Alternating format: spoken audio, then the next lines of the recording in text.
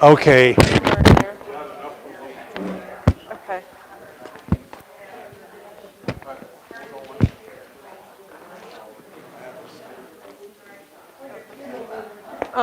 Do we have the clicker running, Jeff? Hello, our at-home audience. We'll join you in a second.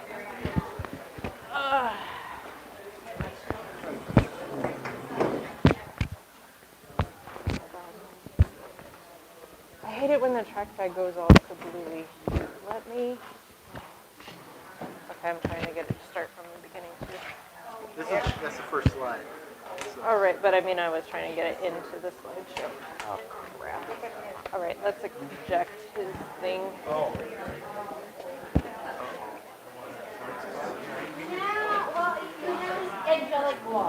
Oh, are you already in? Okay. Yeah, that was the slide. That's fine. I need to get rid of this so the other thing can plug in. Yeah, they're all so good about that. I'm like, yoink, rip it out. All right.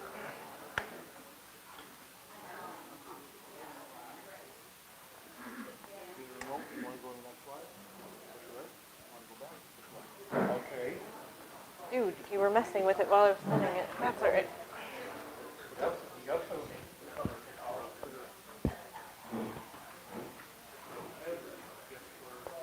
Yes, are you fine? Yeah, that one is. I had that one. That one I knew. Okay. Okay. The one with that? It's the one after it that's the problem. Okay. Thank you. Oh, is it? Do we have enough light in the room though? Do you want some side light? You pick some light. I'm going to move around a little bit, but here we go. Is that okay? Not too much glare? Okay. Wonderful. Hi. Welcome to Lunch and Learn. I'm Jennifer Vanette. I'm the outreach coordinator, and it's my privilege to get to invite speakers and get to learn from people who come and will so graciously give their time and effort to presenting to our audiences here. And today I'm excited to have Dick Borm join us to talk about sugar beets and immigrants. And I met Dick at Magda, right? Yeah, Sandy introduced me to Dick at Magda, or was it the fair? Was it the county fair? I think it was the county fair. Ah, see, that's another fun part of my job. I get to get out there and get around, and then I forget where I meet people. But and that was all lovely. And what I planned to do was sit down and talk to Dick beforehand to give a nice introduction about who he is. And then we had some fun tech times, and so I'm slightly unprepared. So, Dick, I'm going to let you talk a little bit about your own background so people know. Start out with that in a way. Well, that's good, because I'm sadly not as prepared as I should have been. All right. But anyway, I'm going to turn it over. Thank you so much for being here. Thank you for inviting me, Jen. Don't trust people to do things on a computer for you. I know nothing about it to put things in line because what was supposed to be a slideshow was right in order was not. So I apologize if some things don't come out. I'm as close to 100% German as you could get. My grandparents on my father's side came from Posen, Germany in 1897. My grandpa's brother and her brother-in-law and sister came here in 1891. They came to Paynes, Michigan, which is a little bit south of Shields. Dick, I think you lost your microphone. Oh.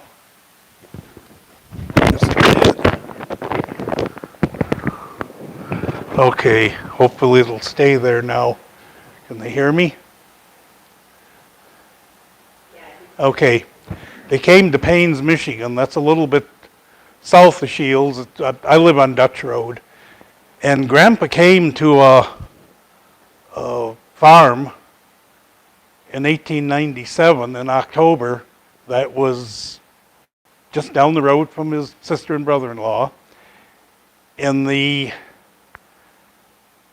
March, 1st of March, 1898, his wife passed away and left him with, they'd had a daughter die, and 2 days later, his wife died in childbirth.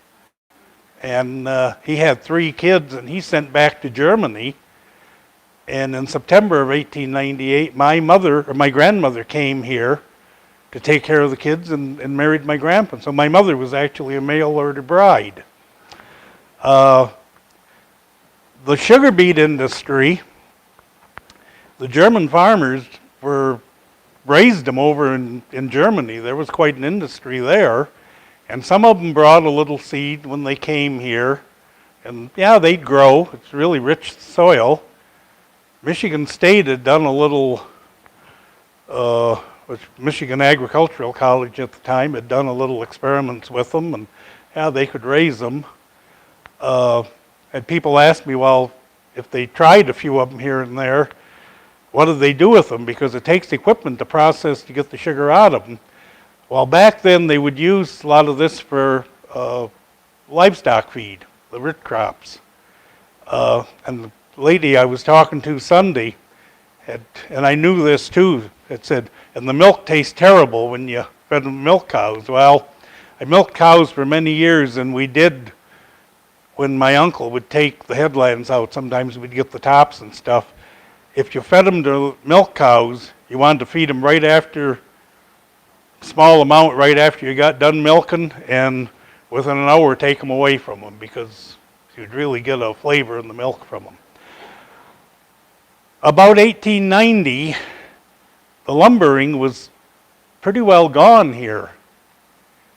It was tapering down, and Saginaw area, they were looking for something to kind of replace it.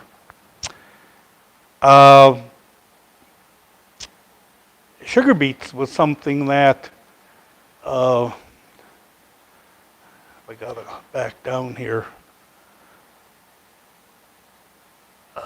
Peters from, thought I had his name on here too. Oh, Charles Peters. He was publisher of the Saginaw News, Saginaw Evening News. And he was a big promoter of getting this going. He actually went to Bavaria, which was where he was from, where they raised him, and he brought a whole bushel of seed back. And they sent it all over the state. Some even got into Wisconsin, where the farmers tried it. Well, there was quite an interest in the sugar. They were trying to get some factories going. In 1898, the first beets were processed up in Essexville, Michigan, at a small plant. And it was a success. We, see if I can go on here now. Okay, the map here, and they don't show up really good, was kind of just shows where my grandparents had settled and the different properties that they were on. I had them marked out, but I think we'll just skip to the next one here. This is a picture of Joe Fordney. Joe was a congressman, was first elected in 1898 to Congress from the old 8th District. And he was quite the character. He was a very personable man. He had worked as a timber cruiser.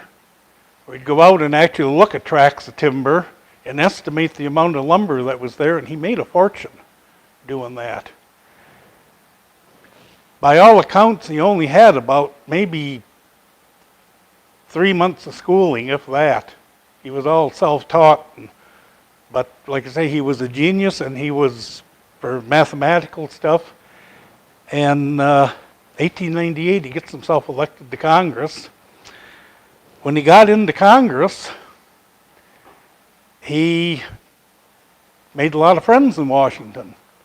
He became chairman of the House Ways and Means Committee, that all the bills that come before the House of Representatives have to go through and be approved by that committee. It's a pretty powerful job to have. And he was a big promoter of the sugar beet industry to try to get it going.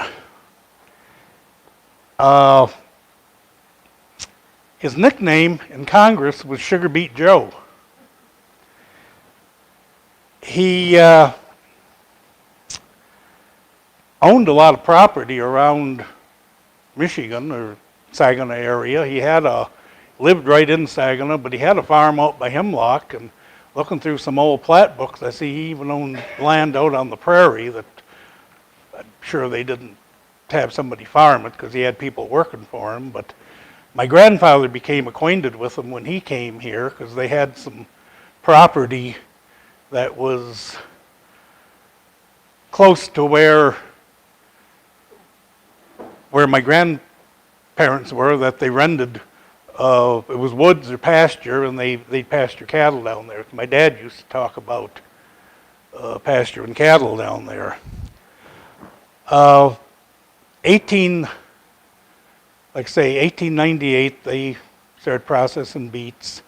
I'm not sure when my grandfather, Richard Borm, started raising them. The farm that he was on was pretty light ground at that time. I farmed that property for many years later, and I can't really see that being beet land. But in 1900, he moved to a farm in Kochville Township over on Pierce Road, and that is sugar beet country. And I'm pretty sure back then he would have got into the beets.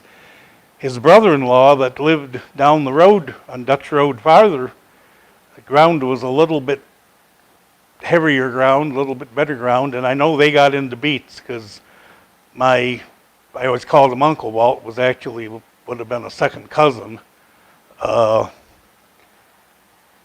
He had always said when they raised beets, it was continual until my cousin Art went into the Army for 2 years because he didn't have the help, and that was the only 2 years in the time that he had farmed, and his dad, that there hadn't been beets raised on that farm.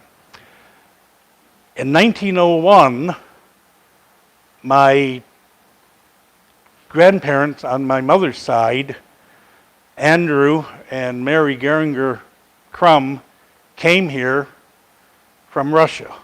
They came from Kukas, the village of Kukas. Grandpa, I don't know a whole lot about them. My mother never, and my aunts never talked about, and they died. I never knew any of my grandparents. And my grandparents from Russia, Grandpa died in 1925.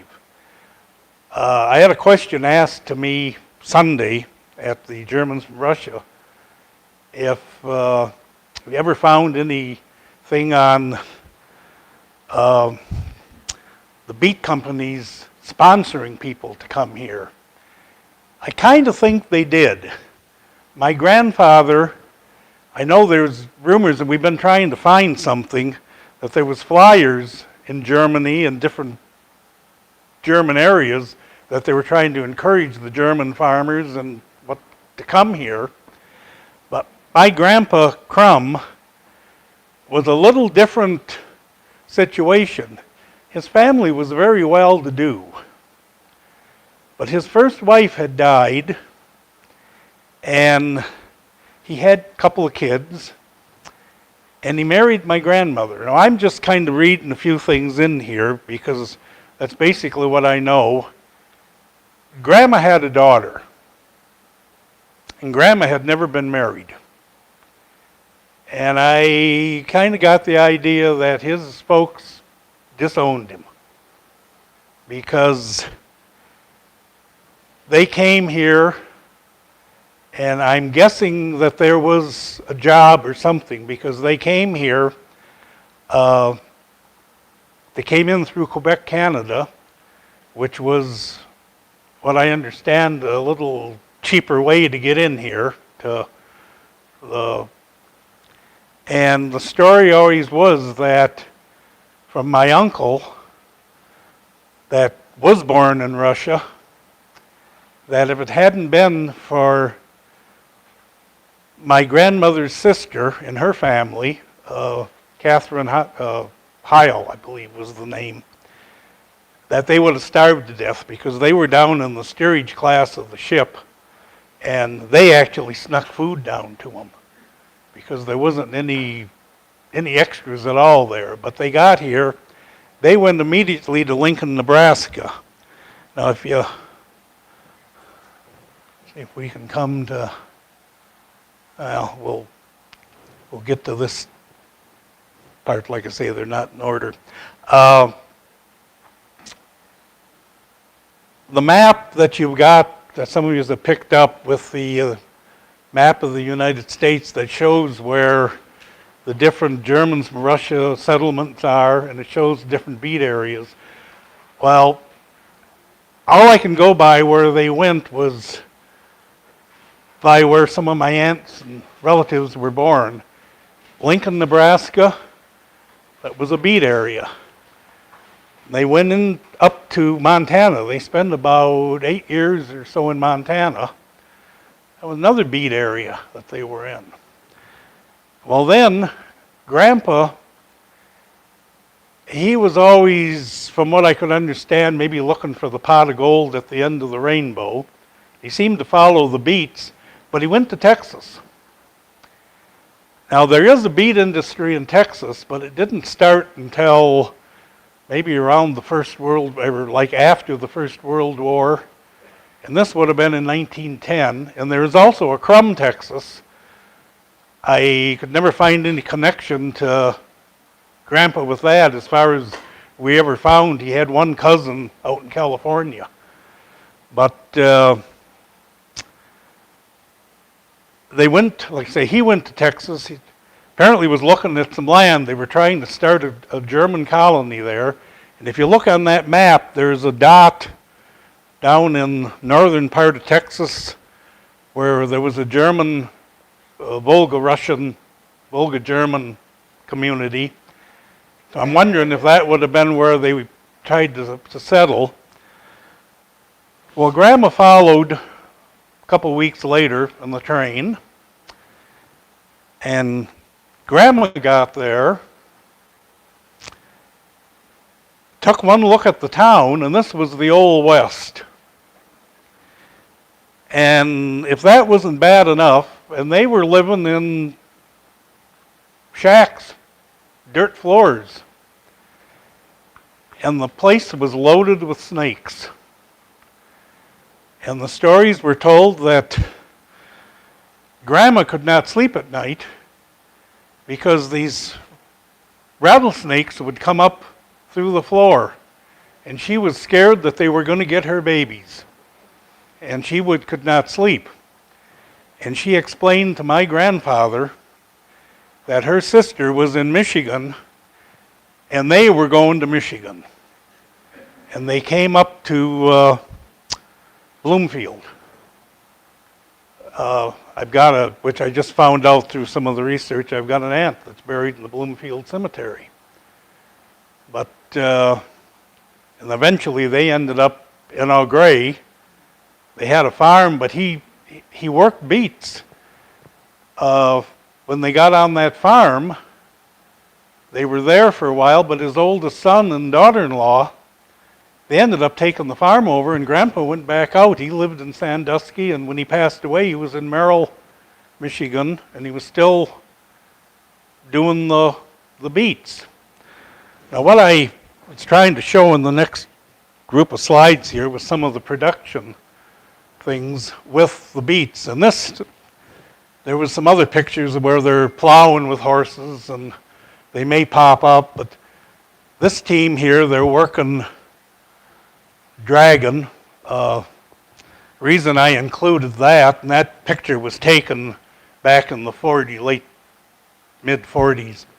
That was the last team of horses that my Dad had on the Borm farm. They had raised horses. One of the things they'd have the mares, and I know Dad always said he had trained quite a few of them.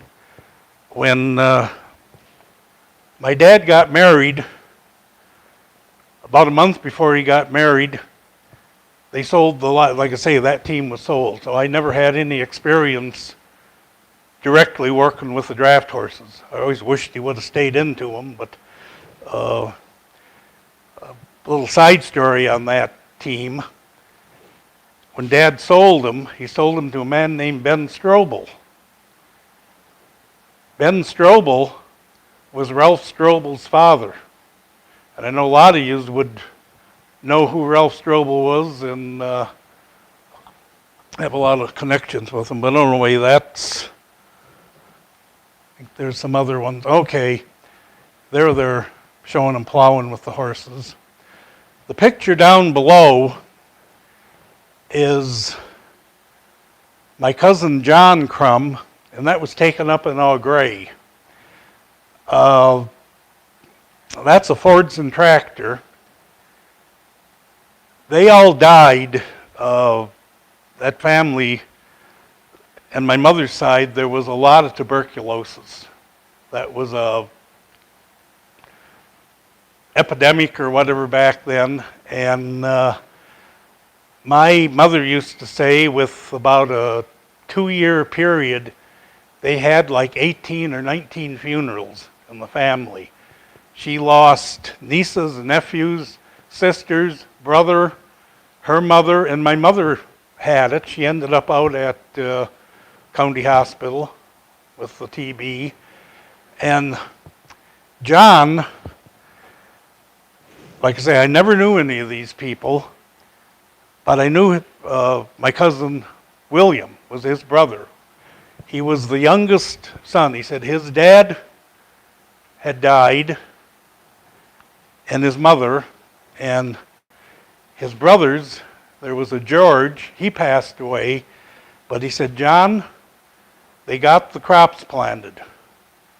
And he told William, Bill, that he was sick, and he says, I go to the doctor, I know they're going to put me in, hospital, and it's going to be up to you to get the crops taken care of.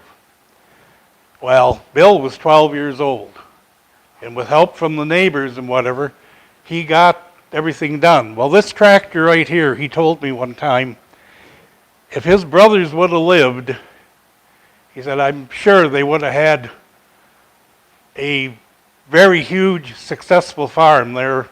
It was actually Turner, Michigan.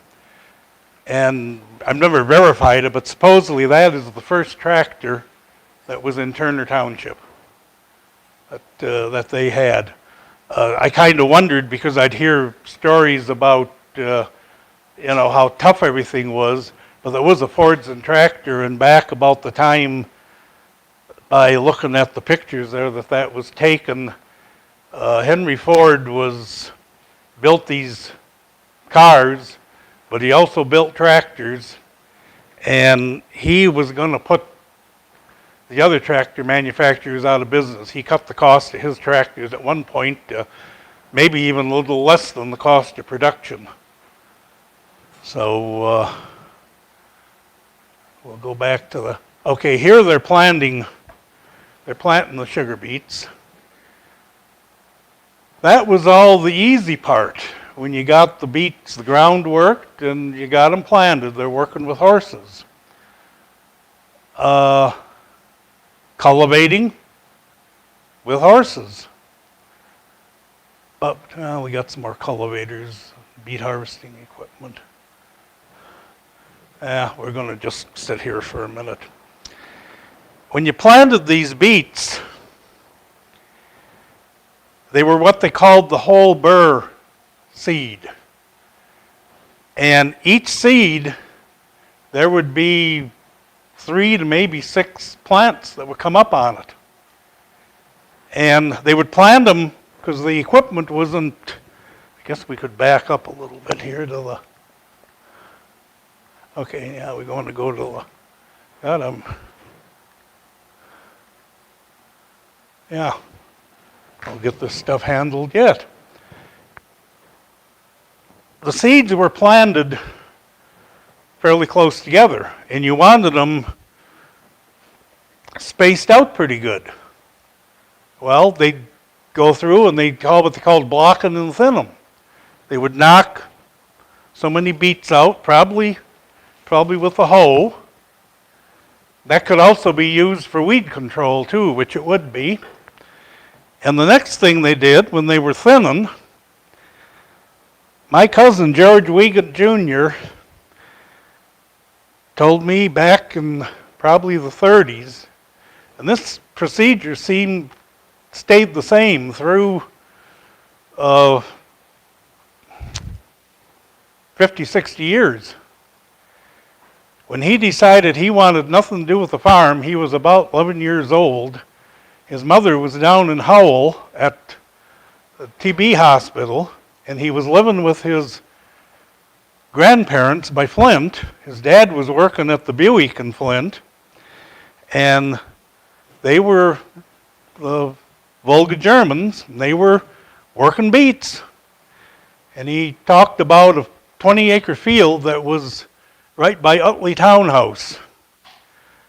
That was out by Birch Run. I heard of it. I'm not sure exactly where it was, but he always said there was a 20-acre field there that he crawled from one end of that field to the other with one of these little hoes, thinning them beets down to one plant. He said that's when he decided that he wanted absolutely nothing to do with the farm. He said years later when he got back from Second World War, and his dad was still working the Buick, and he says to his son, he said, you know, there was a farm somewhere, small farm here for sale. He said, you know, they buy that, and he'd planned to keep working, but, you know, they'd have a little farm. And George said, I looked at my dad, and he said, you go right ahead and you do that. But he said, I'll see you at Christmas time, maybe. Now, when those beets got through the weed control and whatever, I think we got some pictures here where they're harvesting them.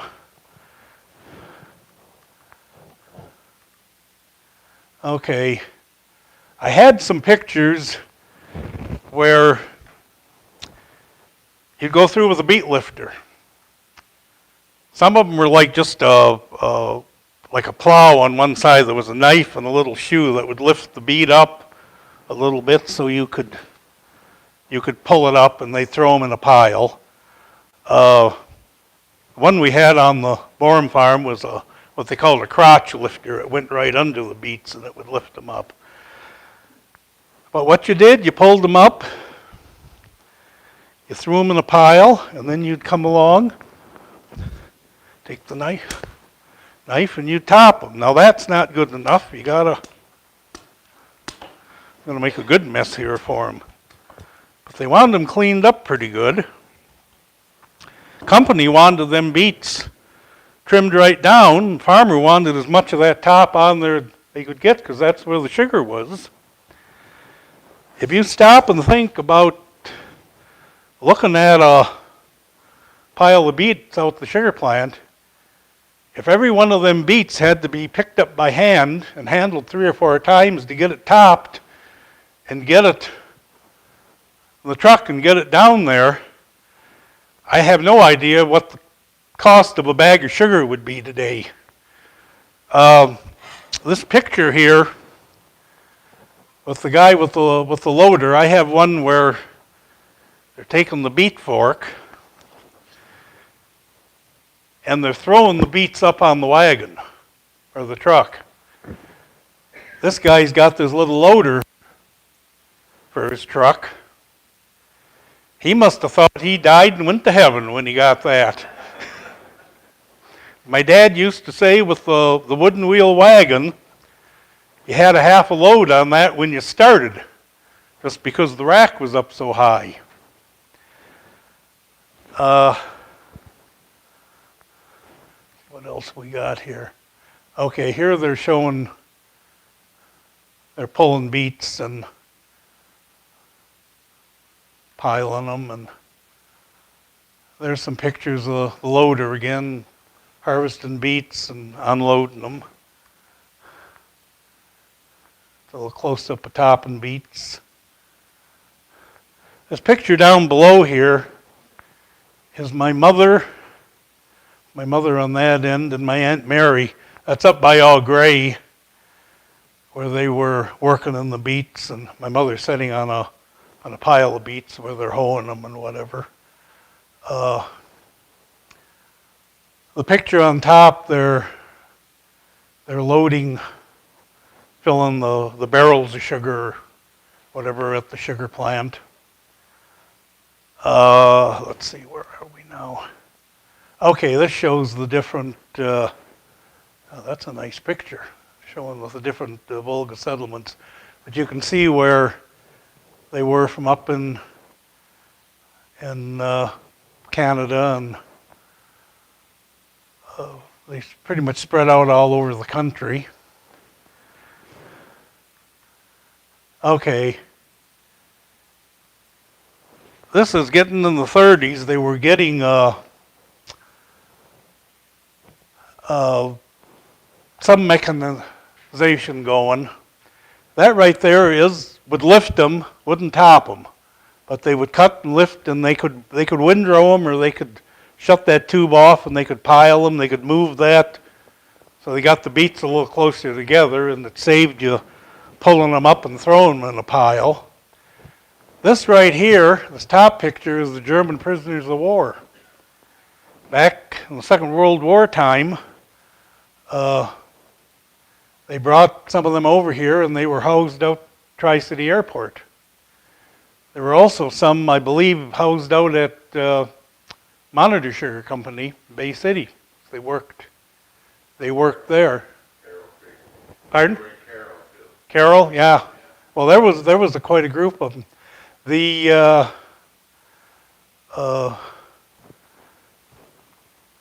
mean, it worked out. They needed the help, and they were willing to come in here. There was a story that rumor was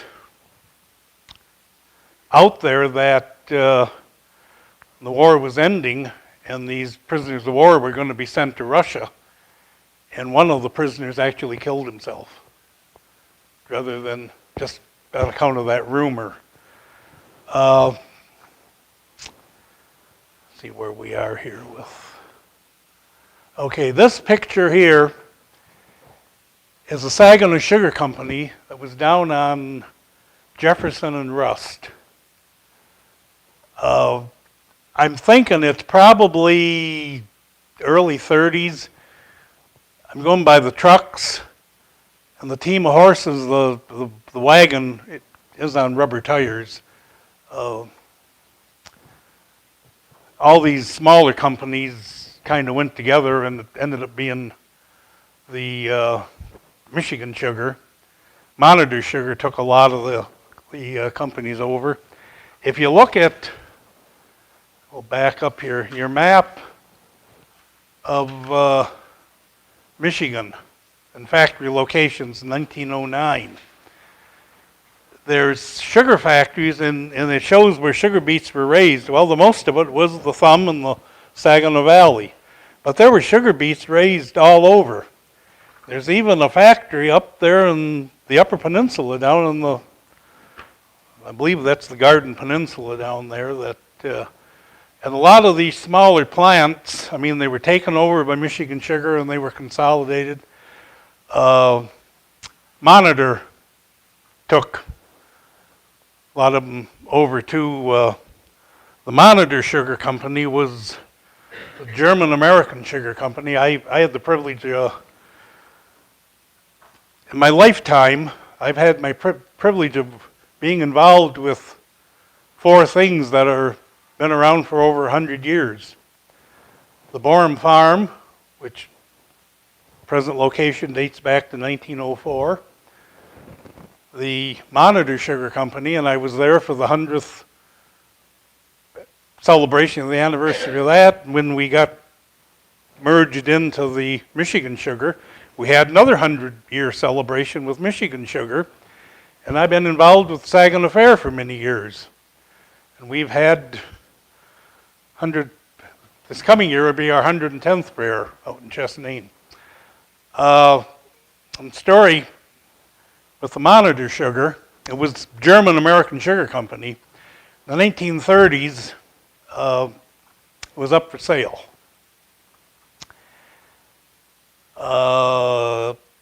Coryell family in Bay City, they had the Robert Gage Coal Company. And they were looking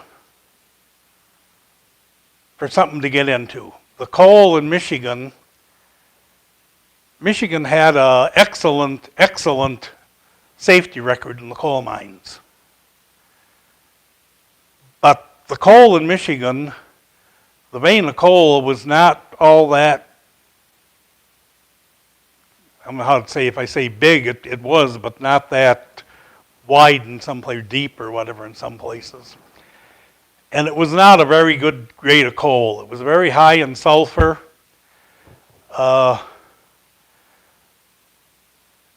It was, the Coryells, they could see the coal was going to be dwindling down, and they bought the German-American Sugar Company and named it Monitor Township, Monitor Sugar. Well, he put, Mr. Coryell put his son-in-law in charge of the plant, or the factory, and whatever. Well, things were changing. Your stores were going to the bigger, like the small stores where you'd go in and you'd buy some flour and they'd weigh it out, or you'd buy some sugar and they'd weigh it out. Well, some of the stores, they were looking for bigger stores and they wanted things packaged. So Mr. Coryell's son-in-law, he thought they're going to get right on the ground floor of this, selling packaged sugar. And he went to him, and now this was in the Depression, and he wanted to spend about $25,000 to hire an advertising company to come up with a logo for their sugar. And Mr. Coryell listened to him, and he went through it, and he reached in his pocket, and at that time, your nickel had the Indian head on it, and that was in the public domain. He reached in his pocket, and he threw a nickel down the table, and he says, "There's your damn logo." That's how Big Chief Sugar, the logo came on. I'm not real sure how they still can keep it there, because a lot of the Indians have, maybe not the Indians themselves so much, but people that think they're really being, But in a way, that I always thought that was kind of a neat story. The Coryell family owned Monitor Sugar up until late 70s, early 80s maybe, and they sold it to Alovo Sugar in South Africa.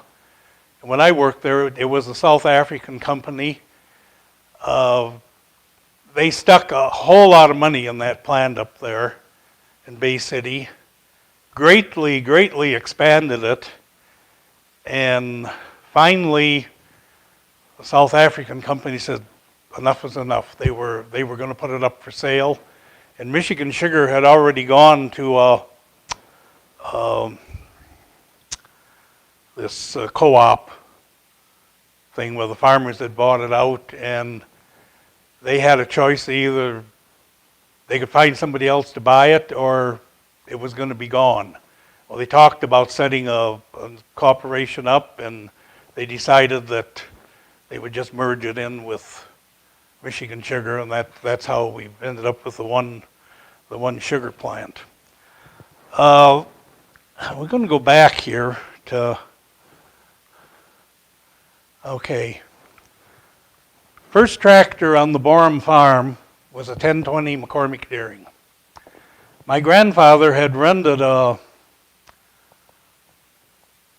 farm over in Swan Creek Township, and my dad would have been about 17, and his brother was, I don't know, 15, 16. That they were the two that apparently would have stayed on the farm. Grandpa, like I say, I never knew any of my grandparents, but I think he was a pretty frugal German, and had like 12 kids, and quite a few of them, I mean, they left home very early because they,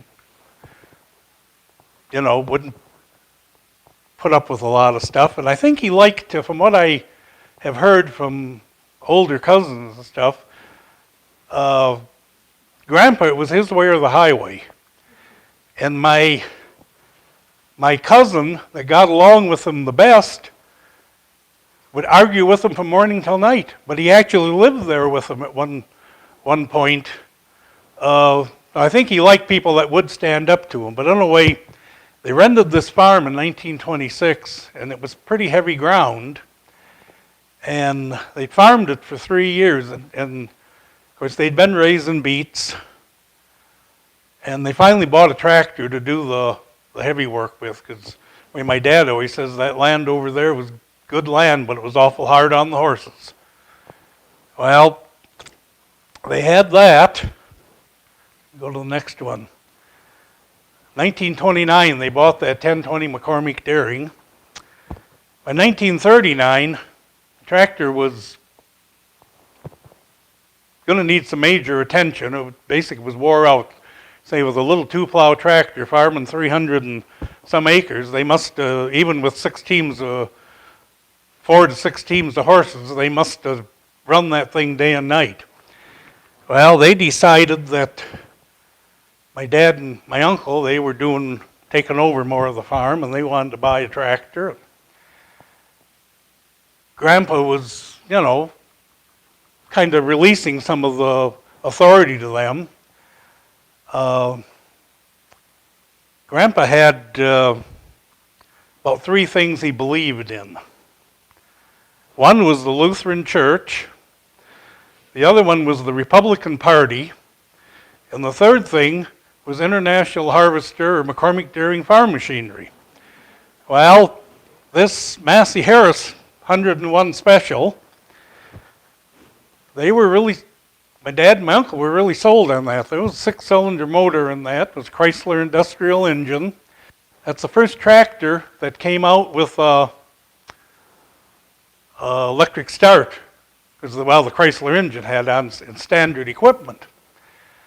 But when they went to buy it, and they wanted to get it just like this one here is set up, but Grandpa put his foot down. Said, if you're using my tractor for a down payment, there's no way I'm going to have you bring a tractor on here on rubber tires. So they got it. It was on steel, and I didn't have any good pictures of it. I've got some, it's kind of there, but that's why I put this one in here. But they got it on steel wheels. And apparently it worked out. I know they had some problems and whatever, but you do with everything. The next one, 1941, there was some big changes coming. But 26th of May, 1941, my dad and my uncle went to Brant, Michigan, to the Brant Hardware, A.J. Locke. They bought a John Deere H with a 4-row cultivator, they had a 2-row cultivator on it. They didn't tell Grandpa. They got it home, and I can tell the story the way my dad always told it. He was setting the cultivator up on it. And my Uncle Otto went up to the house. They raised most of the corn they raised on Dutch Road because it was a little lighter ground, and the beans and beets and stuff were all pretty much over to Swan Creek. Of course, they rotated the crops, but they were some of the ground there by Dutch Road. Well, they come up, Uncle Otto comes up to the house. This is a warm day. Get some water. Grandpa asked him, well, what are you guys doing? We're cultivating corn. We're getting ready to cultivate corn. And he looks at him and he says, you didn't bring a team over from Swan Creek, did you? And the cultivator, because there was 2 teams of horses standing in the barnyard, and there was a cultivator sitting by the tool shed. He says, no, we bought a tractor. He said, well, this I have got to see. Dad says, Grandpa came out there, he walked around that thing, explained to him how they threw their money away. He couldn't believe that they would throw their money away on something like that. That tractor cost with the cultivator was $650. But they threw their money away on that. Dad said he didn't have the thing set exactly the way he wanted it, but he finally just got on the tractor and took off across the field, and Grandpa is following him, walking behind. Well, you get to the other end of the field, you've got to turn around and come back. So when he comes back, Grandpa stops him. He says one thing to him. We should have had that 20 years ago. Dad said, I tried to tell him, he said, for 20 years we needed something like that. But there was some big changes coming. That was the 26th of May, they bought that tractor.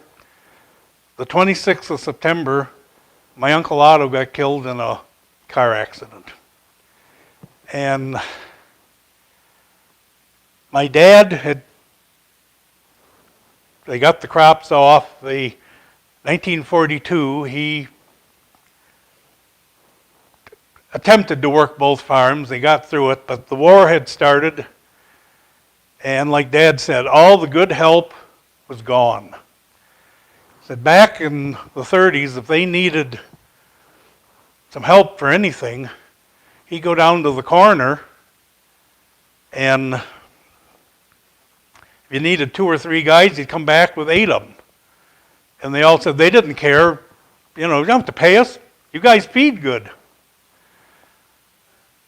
The Anderson farm that they had rented was up for sale. Family had decided they would sell it, and Dad and Uncle Otto were kind of negotiating to buy it. But he got through 1942, and Dad says, no way I can do it. He said, I can't, just didn't have the help. So he moved everything back to Dutch Road, and that was the last year that he raised sugar beets. That was the end of the beets on the Borm farm. The Kutch farm, which I just mentioned, my cousins are across the road, they continued to raise them. Then we just show some beet equipment. The harvester and the tractor up on the top there, on the side. 1946, the end of the Second World War. During the wartime, things had pretty well stayed like it was. But 1946, they did develop a mechanical harvester that would top them, load them, and they could load the trucks and stuff with them. One thing I could find, 1947, in Colorado was a pretty good sized beet area, that by 1947, about 70% of the beets in Colorado were harvested mechanically. You still had the thinning and the blocking and whatever with the beets, but that changed a lot right there. This harvester right here, my uncle, and when I can't remember beets on their farm before my cousin went to the Army. I'm sure they had them, but that's going back a long time. But when he got back and they'd planted beets and they were taking them out with the harvester, it was a setup just about like you're looking at here. My dad, we go over there, watch the beet harvester work, and my cousin Art, there's a place on the back of this machine the guy is standing where two people could stand. The beets would come up the elevator and they dropped on a disc that turned. And sometimes there would be a beet that wouldn't be topped just right, and you could grab it and take your beet knife and top it. Oh, what did I do now? Keep going. Keep going? Okay. I'll look at this. You keep talking to Yeah. them about 5 more minutes. Anyway,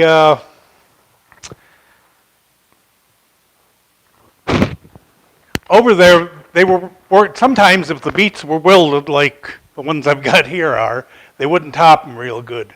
These were working pretty good. My cousin Art is up there by himself, and he asked me, "Want to ride?" Well, sure. What 8, 9-year-old kid wouldn't want to do that? So I get up there, and well, he's standing over here, and I'm standing here. The elevator's coming up, dropping the beets down, and this disc, and I got a beet knife in my hand, and that's where you pick the beet up and throw it down, and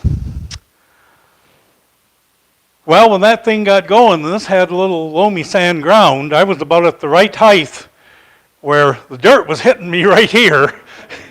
So I rode across the field looking where we had been, but I was more than happy to, see that. So I did have experience with that type of harvester.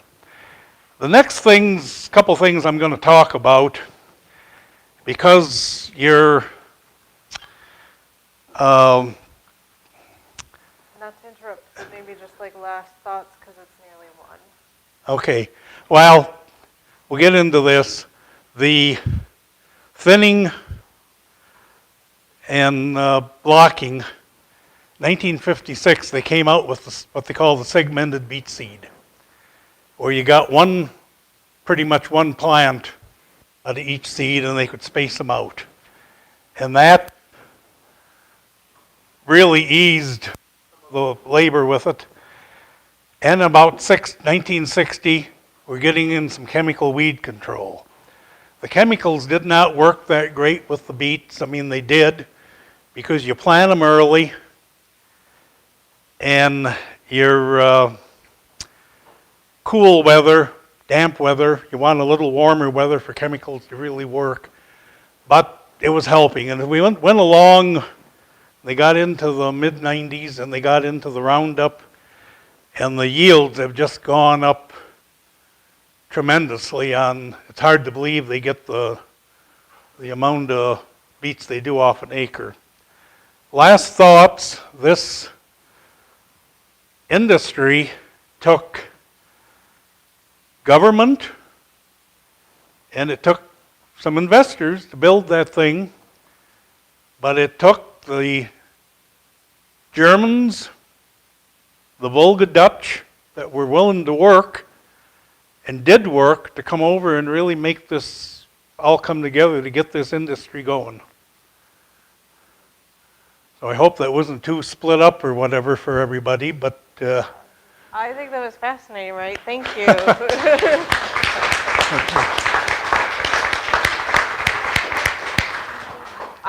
So we are right at 1, and I know some people have things, but if you have the time, I think maybe you'd be willing to take a couple questions. oh yeah. If you need to go, it's okay. Don't feel bad about that. But if you want to stick around for question time, anybody? Do you have any idea how much or how long people would have to work for the sugar beet company to pay off their steerage thing? I don't know.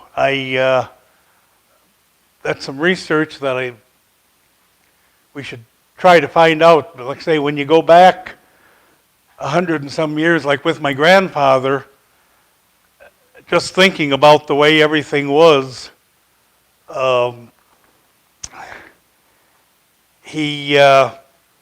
pretty sure that they were involved, because you used to have to, what I always understood, if you were coming here, you had to have a job or something, or somebody to sponsor you. It's a little different than what it is now, but don't get me into politics, because Now that Sweet Joe, or whatever his name is, Sweet Beet Joe, I heard that the subsidized by the government, is that true? The government has the sugar beet program, and I can't really, please don't ask me to explain it to you. But they do have a fund, they lend some money out, but it's paid back. It keeps the price of beets stable. What would happen, what they were worried about, because your foreign sugar, some of these third world countries and such, they could be like Henry Ford. They produce something less than it costs just to take it over. And there was not much sugar when they got the beet industry going produced in the United States. And they wanted to assure that there would be a steady supply of sugar. And yeah, there's times it's got it a little higher than what, of course everything is high right now, but it kept a stable price. So yeah, they argue That was 100 years ago, you said? That this guy, 1898 he served for 25 years in the. I'm just wondering if it was something that he had helped. Well, I wouldn't be surprised because he was a big promoter. Joe Fordney, he was a big proponent of the tariff, and that was back then. That was part of it too. The tariff, up until Woodrow Wilson blessed us with an income tax, was what the federal government was funded on. And that protected some of your industries so that, it would kind of even the playing field. Okay. Well, let's thank Dick again for sharing this with us, and maybe some more discussion can happen as individuals. But thank you so much. Okay. I just want to say one other thing. We have some newsletters here from the Saginaw chapter of the Germans from Russia. Feel free to take some if anybody's interested. There's some people on there you can contact if you're interested in the meetings. There's going to be a Christmas party in December, and you might want to check into that if you're